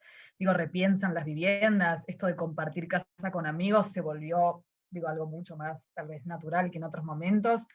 Y bueno, se me abrió como esa dimensión de los jóvenes y las viviendas. Gracias. ¿Alguien más que se le vaya ocurriendo algo ahí en la marcha? ¿No? Bueno, dale, vamos largando. Noé. Lu, sí, perdón, quería...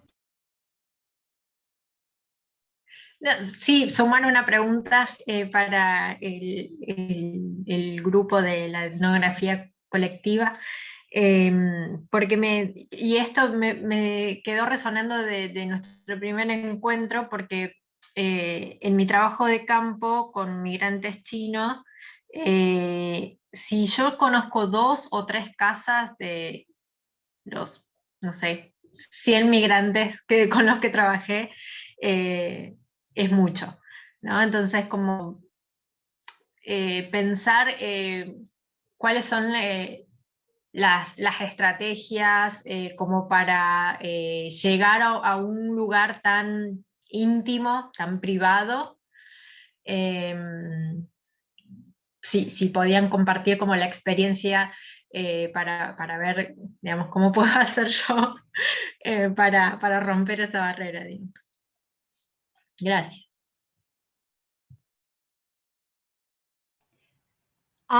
Primero le podemos hacer una preguntita a Martina, que se tiene que retirar a otra reunión. Por ahí, si me disculpan, ¿puede ser? Marti, yo quería que contaras un poquito lo más impactante que tuviste últimamente en términos de trabajo de campo, que tiene que ver con los aromas y lo sensorial con respecto a una de las mantas por ahí, y si querés después ya retirate. No sé si alguien tiene algo para preguntarle, que se tiene que ir en 3 minutos. Sí, yo tengo algo cortito, Marti. Buenas.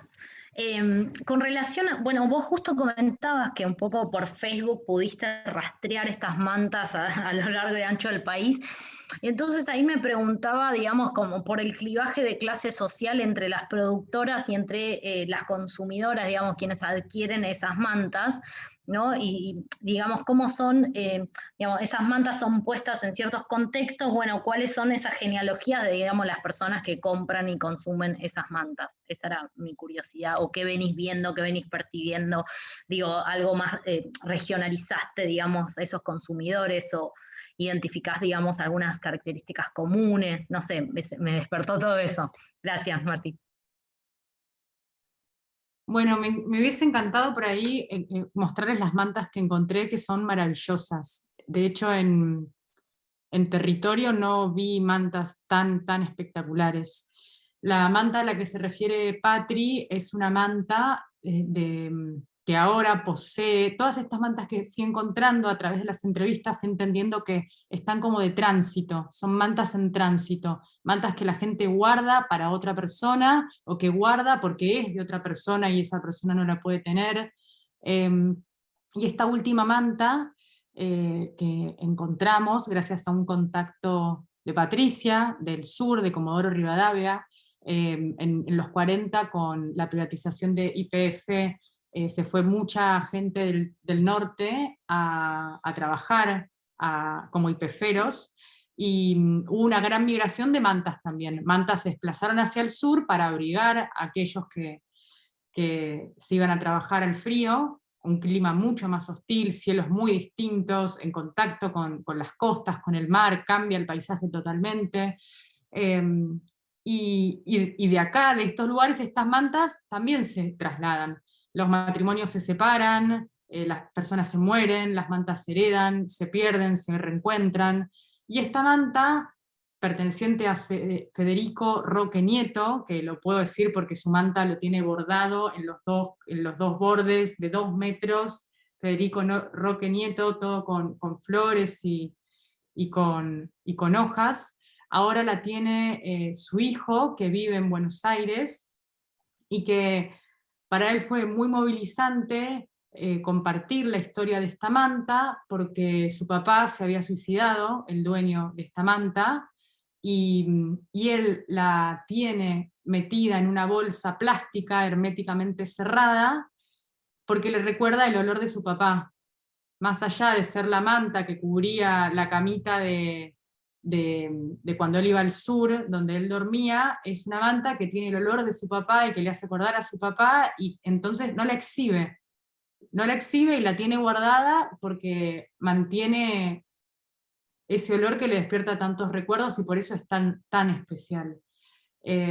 Y fue la primera vez que en mi trabajo de campo apareció algo del orden del olfativo. La historia es muy fuerte también, pero siempre en mi campo sale el tema visual, la belleza de las mantas, el contraste, el abrigo también, algo del calorcito, de la manta pesada, pero el olor de la manta, jamás. Y vinculada además a una manta que tiene bordado, inscripto, tallado el nombre de esa persona con su propio olor, fue un hallazgo único que enriquece mi investigación, pero de una manera sustancial, y yo pensé que trabajando a la distancia y en la virtualidad, al contrario, iba a ser una investigación cada vez más lavada. Y respecto de lo que me decía Flor, lo que yo encontré en estas mantas, que era claro, son las mantas que circulan, que ya no están más en el mundo de las artesanas y en el mundo doméstico y de la producción, sino que bueno, se desplazaron. Lo que por ahí es prematuro, pero me atrevo a decir, es que hay 2 tipos de mantas. Una para la producción y consumo, venta y consumo, y otra muy especial, el tesoro secreto oculto, que es muy difícil que te muestren, para el hijo mayor que se fue a trabajar al sur, o para la sobrina que vive en el sur y cumple 15 años, o para la amiga de toda la vida que se fue a casar a La Rioja. Son 2 tipos de manta completamente distintos. No solo en la factura de la manta, porque son mantas con menos trabajo, le dicen ellos, menos colores, menos formas, menos dibujos, menos complejidades, sino que el apego a la manta es muy distinto. El apego a la manta es muy distinto y es íntimo. No es tan fácil que eso se muestre. No consigo que me muestren esas mantas con tanta facilidad. Así que me atrevo a mencionar esos dos grandes grupos y no a regionalizar. Por ahí sí que hubo un gran flujo al sur, pero bueno, de esa primera migración al sur, la manta se sigue moviendo, hasta llegar acá, ahora está en Parque Saavedra, está de Federico Roque Nieto, por ejemplo. Así que sí, seguimos buscando las mantas, así que si a alguien se le ocurre quién pueda tener alguna, bienvenida sea. Marti, ahí Lore te pregunta si los diseños son diferentes. Son más simples. Los diseños diferentes, decís, Lore, entre los que son para la venta y los que son para... sí, son diferentes porque tiene menos cantidad de motivos, tiene menos colores, no tiene nombres propios, y además que también el que se hace para la venta a veces es por encargo. Entonces ya... A eso apuntaba, si había como un diseño específico para la venta, que es un poco lo que va más a lo que el público quiere, y por ahí el diseño que hacen para la familia, por ahí tiene una historia distinta, es un diseño que reconocen ellos, no sé, pienso, pero...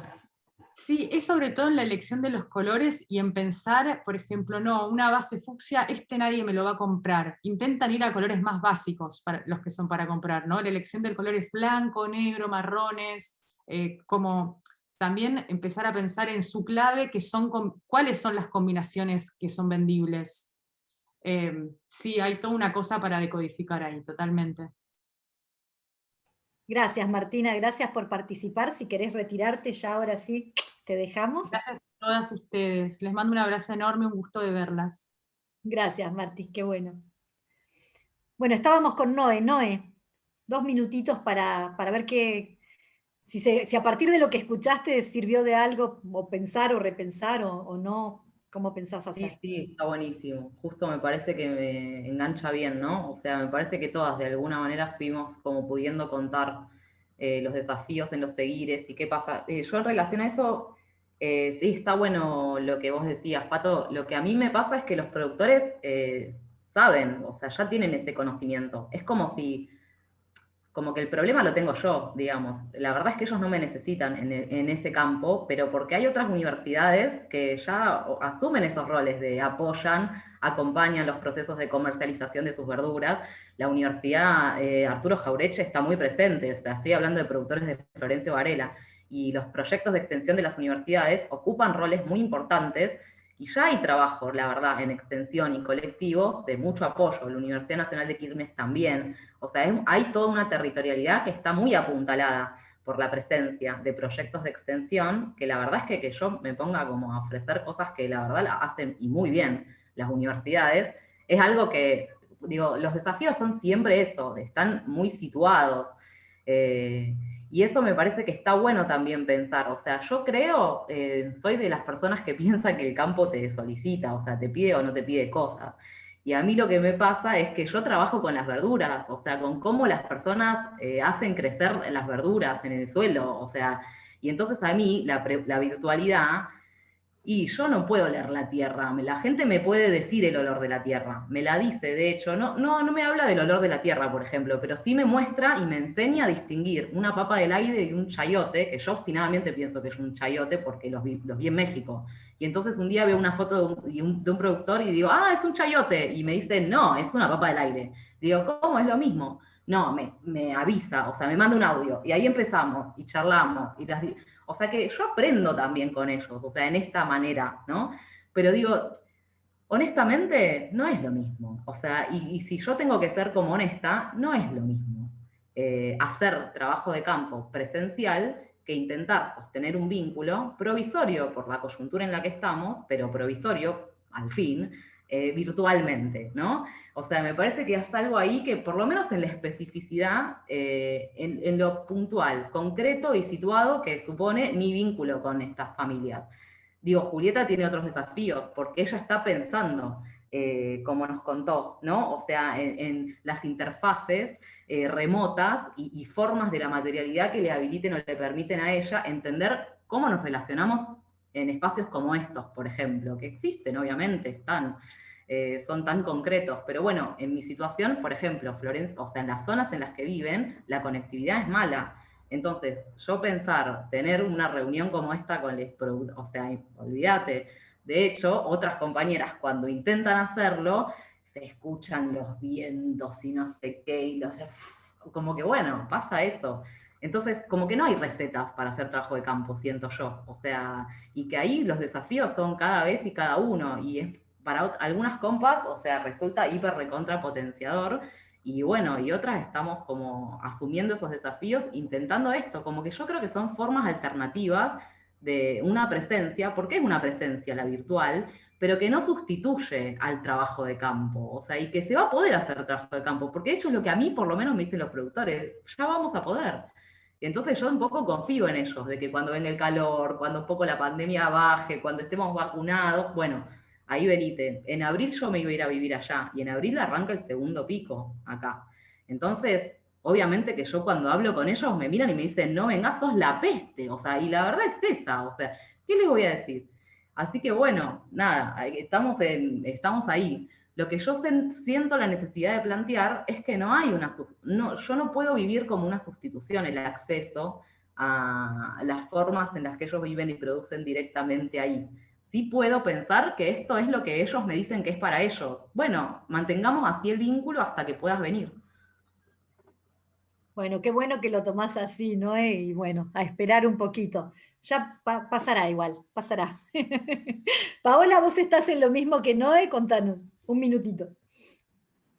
Bueno, sí, comparto mucho de lo que acaba de comentar Noelia, ¿no? Es bastante complicado cuando, bueno, uno se tiene que trasladar a una zona rural donde las conexiones de internet no son las mejores, donde los comunarios, en el caso mío, por ejemplo, no todos acceden a un celular, por ejemplo, mucho menos a una computadora. Pero creo que a pesar de esas limitantes, sí, siempre creo que en el camino aparecen, bueno, situaciones en que sí uno puede sobrellevar, por lo menos para continuar en comunicación. Y bueno, los medios virtuales también siguen siendo una opción, bueno, tal vez la única. En mi caso, en este tiempo, ya son 2 años que, por ejemplo, esta celebración de Pascuas que se realiza más o menos en abril, ya son 2 años que no se realizan y que tampoco he podido visitar los lugares, pero sí he tenido la posibilidad de tomar, o más o menos reencontrar a una persona, una comunaria, hija de una persona que conocía los rezos y muy conocida de otra comunidad, pero que con ella ya ha sido como un flujo de comunicación, aparte que ella es un poco más joven, entonces veo también una perspectiva que yo en algún momento pensaba que solo me podía enfocar en las personas mayores, ¿no? Y que bueno, a través de esa comunicación constante también se ha dado la posibilidad de conocer el aspecto familiar, los recuerdos que ellos tenían en el caso de las fiestas y otros elementos que yo, bueno, en el trabajo de campo y en la documentación que hice no me había percatado, ¿no? A pesar de que eran 3 veces de visita.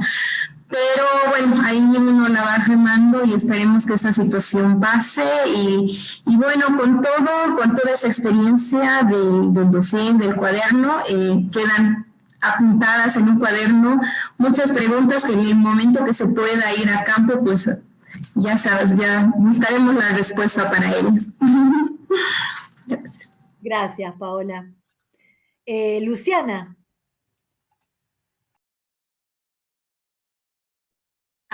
Sí.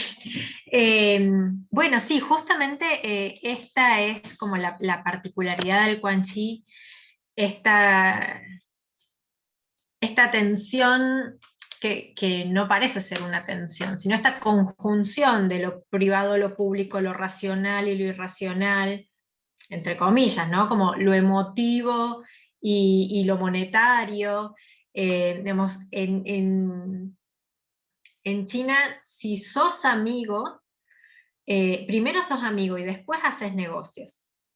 La base para hacer negocios es tener una amplia red de amigos, ¿sí? Que es este famoso Quanxi. Por eso la manera de conseguir favores para diferentes cosas, para acceder a un mejor trabajo, para ir a una mejor universidad o para vender más tu producto, es tener una buena cantidad de amigos con dinero, con prestigio, con posición, que te ayudan. Entonces, esto que nosotros decimos, bueno, sí, el dinero por un lado, la amistad por el otro, o conservemos la amistad, no trabajemos juntos, bueno, en China es totalmente lo opuesto, es como somos amigos, hagamos negocios. Justamente leía un texto que decía, no es que uno quiere emprender y se pregunta quién lo puede ayudar con eso que decidió hacer, con esa actividad, sino al revés, es preguntarse qué amigos tengo para ver cómo puedo aprovechar esos recursos humanos para beneficiarme en lo que voy a emprender. Y por eso esto entra o sea, el gran problema de hacer negocios en China es justamente eso, porque se vende, digamos, que para hacer negocios en China hay que dar y recibir regalos, pero en realidad esos objetos no, por sí solos no constituyen, no funcionan solamente para entablar un vínculo de confianza y de amistad. Entonces lo que les está faltando a estos empresarios argentinos que fracasan yendo a China es toda esta parte inalienable que es muy difícil, sobre todo teniendo en cuenta esto, ¿no? Que venimos de una configuración que tiende a hacer negocios de otra forma, a relacionarse con otra velocidad también. Entonces, no se da el tiempo, bueno, y el costo también es muy costoso, viajar a China, estar mucho tiempo, como sostener toda esa relación para después hacer negocios. Entonces, bueno, eso era lo que yo quería mostrar en el artículo, era cómo porque parece que la cultura china es algo indescifrable, una caja misteriosa que solo unos pocos tienen la llave, y bueno, está ese dato que se vende de como que, bueno, hay que hacer Quanxi para vender a China. Y bueno, pero ¿de qué hablamos cuando hablamos de Quanxi? ¿No? Y en esos distintos sentidos, ahí se abre la pregunta, o ahí está, me parece a mí, como la respuesta de por qué avanzamos o no con el comercio con China. Buenísimo, Luciana, clarísimo y fantástico, maravilloso, me encanta, porque hay una comparación ahí que uno puede hacer en términos de qué significa la persona, ¿no? En una cultura y en la otra. Sí. Tenemos muy poco, se nos va a cerrar en cualquier momento, así que tratemos de, porque acá a las 8 se solo, se nos cae el coso encima, me parece. Flor, 2 minutos. Dale, voy a intentarlo. Buenísimo, los dos comentarios, gracias Patri, gracias Melu, y se enlazan muy bien. De hecho, digamos, cuando uno termina la tesis doctoral se vuelve un toque monotemático, acá algunas lo sabrán. Empiezo por ahí. Entonces, digamos, lo trabajo en la tesis, que es por un lado la dimensión intergeneracional y el acceso, digamos, a la propiedad, y por otro lado, y es uno de los apartados de la tesis, que es como la experiencia de lo transitorio entre las clases medias urbanas metropolitanas, y una traducción particular de lo transitorio que se da en el conurbano, ¿no? Como una especificidad. Y en ese sentido, efectivamente, Melu, estamos como en un contexto en donde las estrategias, por lo menos estatales o que se proponen desde el Estado para el acceso a la casa propia, en Argentina son bastante reducidas, ¿no? Podemos señalar que hay como 3 lógicas imperantes de acceso a la casa propia, que se llaman una de mercado, ¿no? Puedo pedir un préstamo a un banco y acceder justamente por mis ingresos, ¿no? A ese préstamo. Por otro lado, tenemos una público estatal, ¿no? Que es de acceso a programas del Estado, y por otro, la de necesidad promovida, ¿no? Lo que se llama por arreglos de terceros, ¿sí? Entre las clases medias metropolitanas, yo lo que vi es una articulación fundamentalmente entre dos estrategias, que es de estas de acceso promovido, es decir, de terceros, o como alguien te presta una casa para que de 5 años ahorres y después ¿sí? Puedas acceder por ahí, o bien a un programa del Estado, o bien a partir de esa capacidad de ahorro a una posibilidad que da el mercado, ¿no? Entonces, las personas van articulando, digamos, estas estrategias, pero sobre todo hay digamos, una base patrimonial primera que tiene que ver con una generación anterior que se vuelve garante de ese acceso, ¿sí? Lo que yo veo en las generaciones más jóvenes, entre quienes, digamos, salen exitosos de esa experiencia, es que pueden justamente cuentan con una propiedad que les sirve justamente para unos años amortizar, ¿no? Y poder dedicarse a ahorrar algo de su patrimonio para acceder a eso que se denomina propio, ¿no? Entonces, ahí un montón de paradojas estallan, ¿no? Porque, bueno, ¿por qué voy a decorar, por qué voy a invertir en esto que es para solo un tiempo, ¿no? ¿Por qué me voy a comprar un mueble de esta calidad o de tal otra si solo voy a estar unos meses, o 2 años, 3 años, ¿no? ¿Voy a clavar eso o no lo voy a clavar? ¿Voy a hacer algo a medida o no lo voy a hacer? Entonces, lo que es interesante es cómo esta lógica de lo transitorio se empieza a plasmar en decisiones, digamos, tan mínimas y tan básicas como el tamaño de un sillón, o como si vas a hacer, si vas a usar un modular con un material aglomerado o no. Entonces, es interesante cómo esto se empieza a plasmar en las decisiones estéticas y funcionales de la casa. Y efectivamente las nuevas generaciones lo que están viendo justamente es un mercado de acceso al crédito público-privado muy achicado, entonces tienen que darse otras estrategias para, digamos, tener eso que es propio, que pasa de ser una casa a ser un cuarto capaz propio, ¿no? Siguiendo un poco a Wolf, pero, digamos, empieza a ser esto de, bueno, comparto, que es como... esto se empieza en los últimos años, lo trabaja mucho una socióloga amiga querida, Magdalena Felice, que es como, bueno, ¿qué pasa con las nuevas generaciones, las generaciones más jóvenes en la ciudad?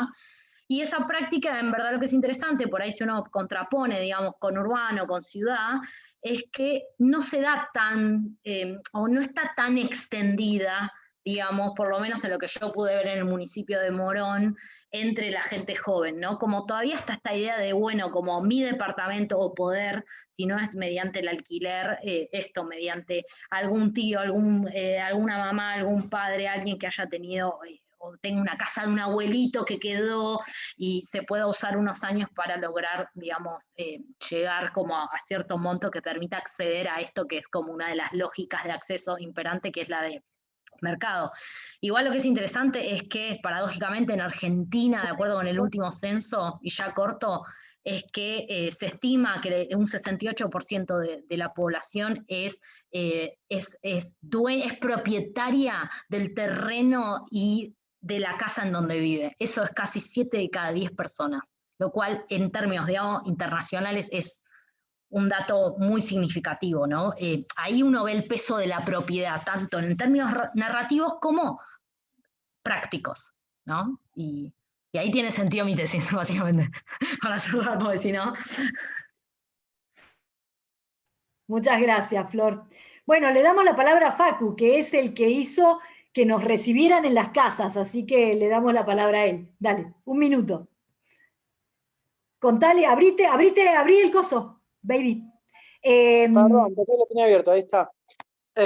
Bien, breve. No, en principio fui por compañeras que yo ya tenía algún vínculo, por distintos motivos, sean de mi misma carrera, fueron compañeros de práctica.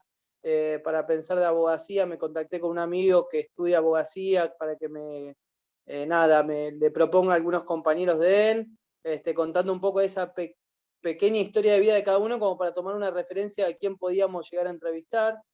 Y bueno, lo mismo hice con las otras carreras del PUEF y todas las carreras que tiene la universidad, pensando en eso, en que sean de distintas carreras.